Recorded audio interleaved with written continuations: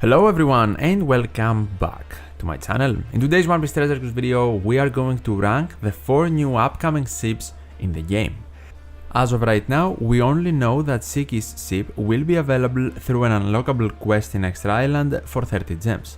But we essentially have no information about the other ship releases, we only know about their abilities. In this video, I will be giving you my opinion on how good I believe each ship is, so without further ado, let's rank them.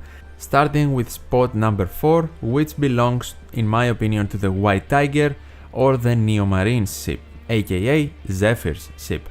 The reason this is the worst is very simple. It is only boosting the attack of shooter characters. It is a mono-class ship, it does not boost any other classes or colors, and shooter is the worst class in the entire game. It does give a good attack boost at 1.6 times, and it does reduce special cooldown, while also making Psi and Int slots beneficial. The problem is, it is still a shooter exclusive ship. With upgrades at levels 11 and 12, the attack boost obviously becomes better, even reaching 1.9 times, which is very good, but still only for shooters. No matter the modifications, I can't really place it higher. Next, at spot number 3, we have the Grand Tesoro, Tesoro's ship of course, from movie Gold. In my opinion, this is a fine ship, it does have some unique stuff in its ability, but at the same time it's things that are very niche. So for example, it gives you a higher attack boost if you have a G or a rainbow slot. And then it can extend crew's chain locks by 1 turn if every class is in the crew. Now you will almost never use that or find it useful, it is just very exclusive to Tesoro, which does make sense.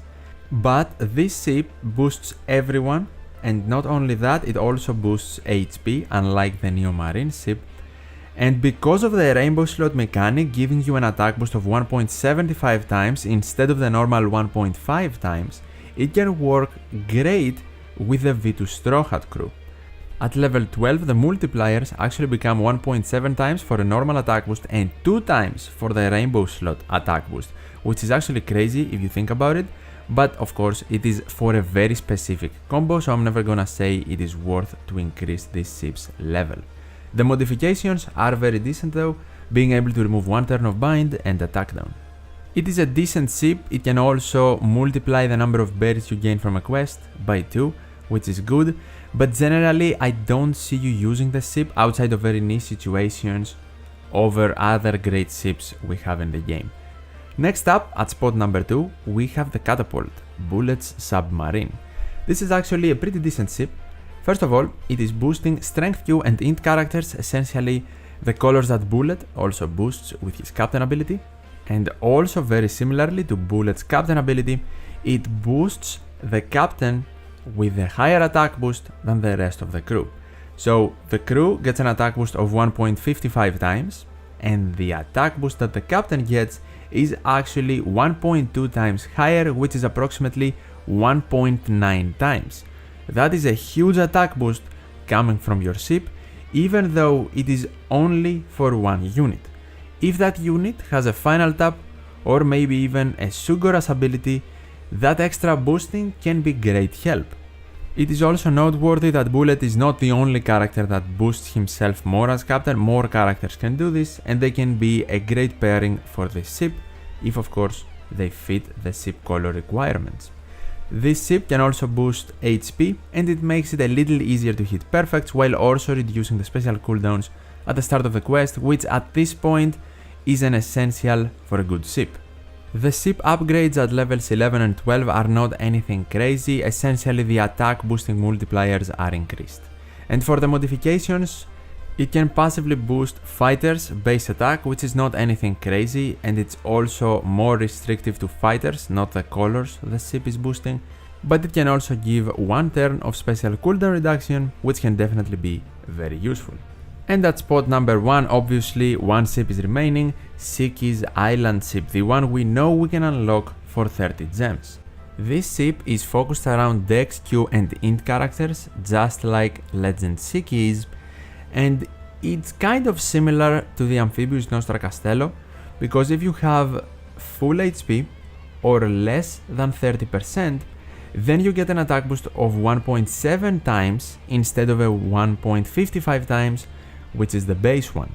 It also boosts HP, which is definitely beneficial, and it reduces crew's special cooldowns by 1 at the start of the quest.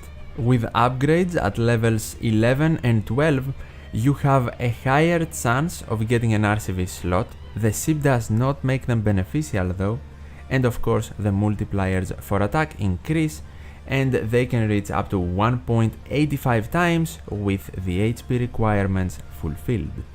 For the modifications, the crew can reduce the special charge of characters and despair by 1 turn, which is actually pretty good.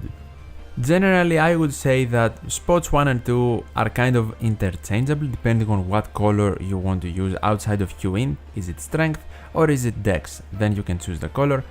But I do like that two of the weakest types in the game, Q and dex, get a ship similar to the amphibious Nostra Castello.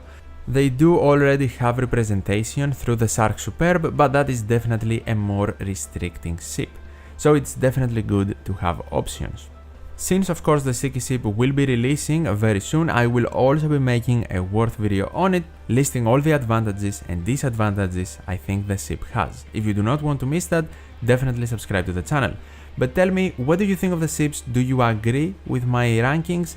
And also, how do you think we will be able to obtain the rest of the 3 ships?